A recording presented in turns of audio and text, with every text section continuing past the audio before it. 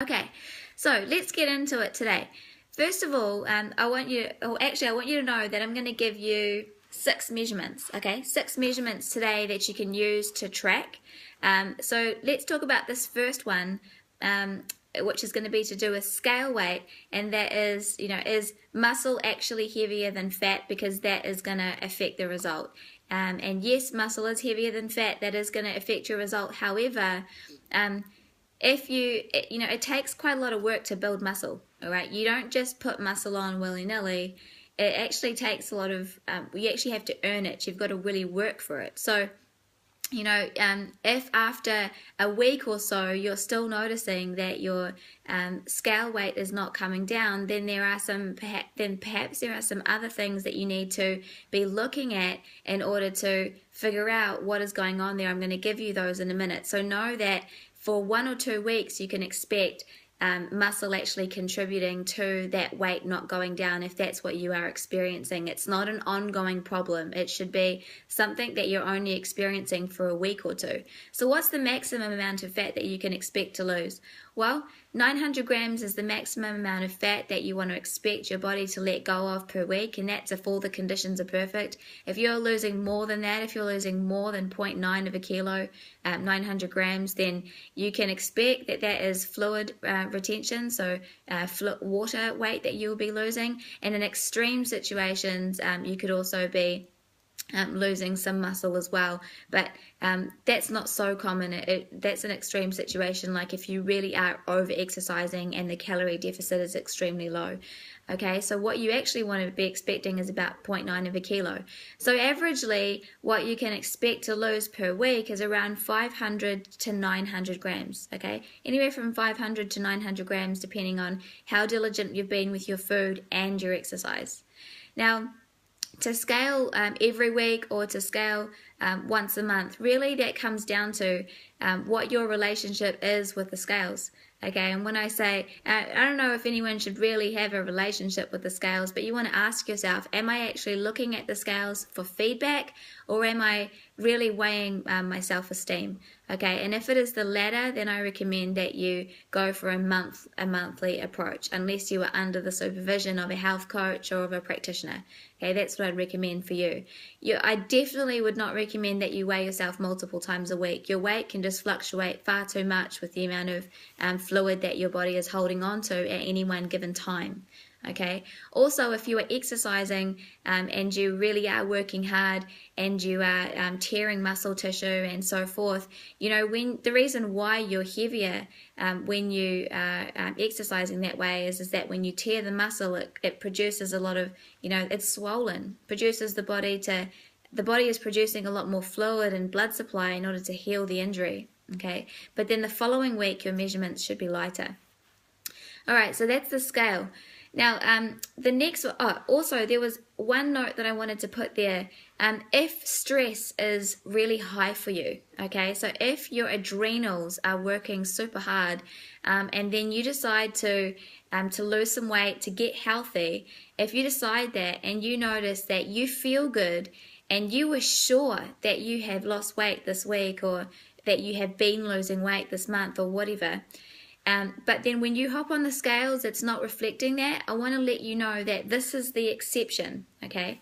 When cortisol or stress hormones have been super high in the blood, what happens is that it eats away at the muscle, likely in your glutes and in your thigh, okay? Because that's where you hold your biggest muscle groups. And so cortisol will eat away at that muscle and break it down, turning it into sugar. Okay, so you actually will have, when stress has been super high, lost muscle. And so then when you lower cortisol and you improve the way that you are eating, then your body will replace muscle lost before it'll show a loss in fat weight on the scale. Okay, you will be replacing muscle lost before it'll show on the scale. But then once that has been made up for, once your body has replaced any muscle lost, then from there on, any muscle gained is muscle worked for. Okay, so understand that. All right, the other 5 measurements. Okay, so the second one is around your midsection. So get a tape measure and always take your measurements with a scale alongside with a measurement that a tape measured measurement. You don't ever take one without the other. You take them together. All right, so a belly button measurement is actually measuring your adrenals. All right, that's where your adrenal glands sit, right in your midsection there. And when the adrenal glands are rested enough, then cortisol lowers and you will see a reduction around your waist.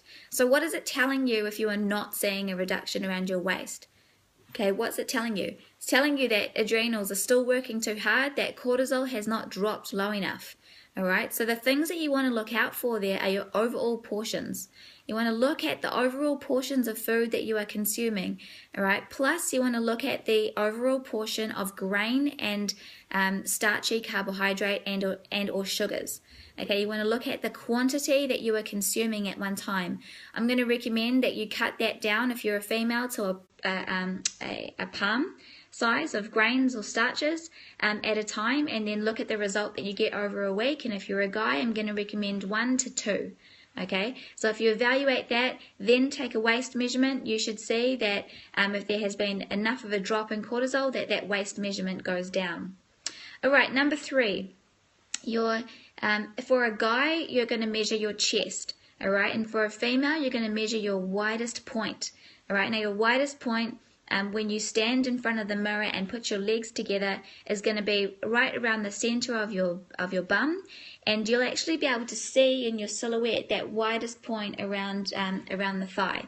Okay, so you want to take a measurement there. Now, what you're actually measuring there is, and this will be more prominent in people who are estrogen dominant. If you are this shape, narrow waist, and carrying more fat in the lower half of your body, is how your body is dealing with the estrogen that is dominant. Okay, so when you take a measurement there, and if you are not seeing a reduction, then straight away you want to address foods that support the liver. Okay, so you want to address foods like, are you getting enough vegetables and potassium in the diet? Okay, are you getting enough potassium in your diet? For example, you need a lot, and you cannot get it you cannot get the amount that you need to help deal with that unless you are getting it from vegetables. So you need to be aiming for a minimum of 5 serves of it. I'm talking about the bare but minimum 5 serves.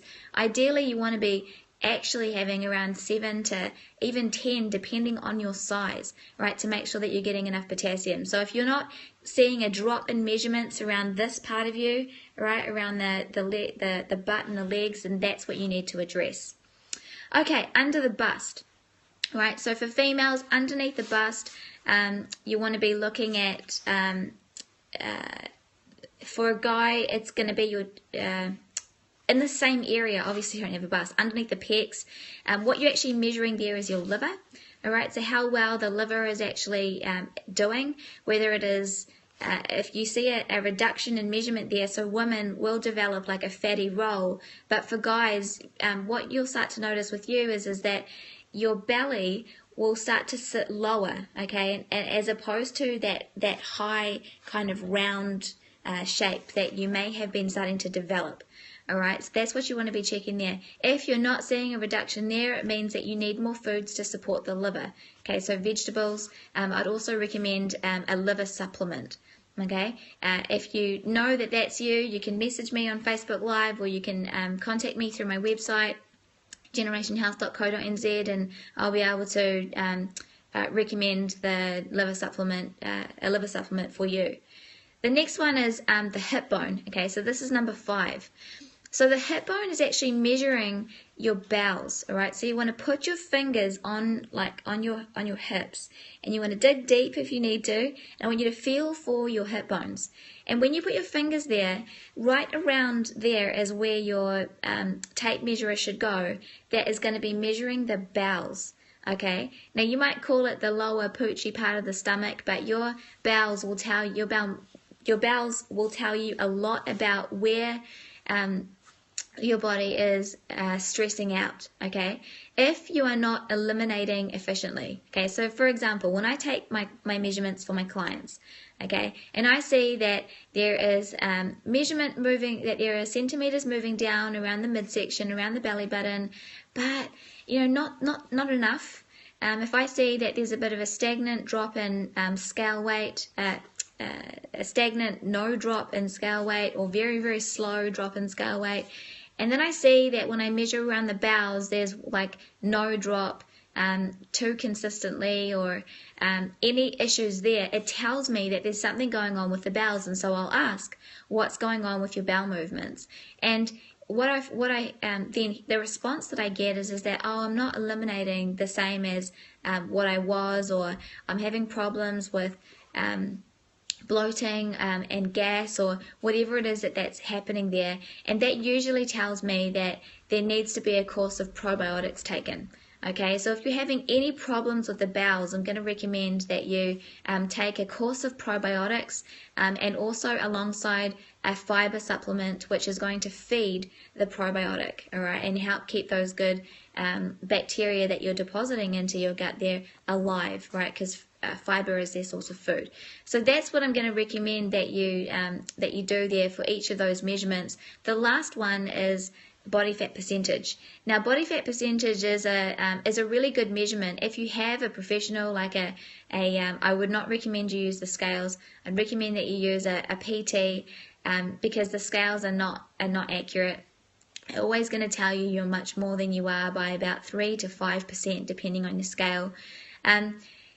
The practitioner will take your measurements using calipers or a personal trainer, but the one thing that I want you to understand though when you're taking your body fat percentage is that it'll tell you the amount of muscle to fat weight that you have and that you are losing, but it will not tell you where you are holding your body fat, okay, which is the most important. That's going to tell you the most about your overall health and how it is improving. Looking at body fat percentage alone will not tell you where that you can make improvements, like all the improvement suggestions that I've just given you. For example, if you're not seeing a reduction in certain areas, then I've given you things that you can do about it. When you take body fat percentage, it's not giving you a heck of a lot of feedback. Okay, so those are the best ways to track your measurements. I recommend that if you're going to take a scale weight, that you take a tape measure and measure yourself, and do those two together. Okay, that's what I'm going to recommend for you. Look, I hope that you guys got some real value from that. I hope that has helped figure out what is actually going on with your results. You know, overall, one of the top takeaways that I can give you, if nothing else, one of the top things that I can give you today that will affect your measurements, okay, this is the number one thing. Are you listening? That number one thing is your overall food consumption, okay? Your overall food consumption, your portion sizes. Look, you know if you are lighter, okay? You know if that week or that month that you are getting results and feeling lighter, because overall you just feel better, okay? So if the one thing that you focus on was just reducing your portion sizes and your overall consumption, you will get a result. You'll be able to feel it. So that's the message for today, guys. I really hope that you got some value from that. If you would like to know a little bit more about the different areas that you are storing body fat, you know, that's really going to come down to thanks Trish, that's really going to come down to where it is that you are experiencing hormonal imbalances, all right, as to where the body is retaining fat. Fat always accumulates around an area that is stressing or that is in need of attention, whether it be nutritionally with supplementation, or whether it needs some support with the way that you are eating and or exercising, all right? So if that's you and you want to know more about that, then I'm going to recommend that you go to my website and check out our body type quiz, okay? So it's generationhealth.co.nz /quiz. This body type quiz is going to ask you a bunch of questions about some symptoms that you are experiencing, all right? And some of those questions are going to be to do with where you are storing your stubborn body fat. Now, the answers to these questions are going to let you know. Once you've answered all the questions, it's going to let you know where it is that you need to put your attention first Okay, it's going to let you know where you need to put your attention first in terms of your dominant hormonal imbalance. So go ahead and take that quiz on the website. And thanks for joining this morning on Facebook Live and on Periscope. I'll see you tomorrow morning at 8 a.m. for our next session. Have a fantastic day.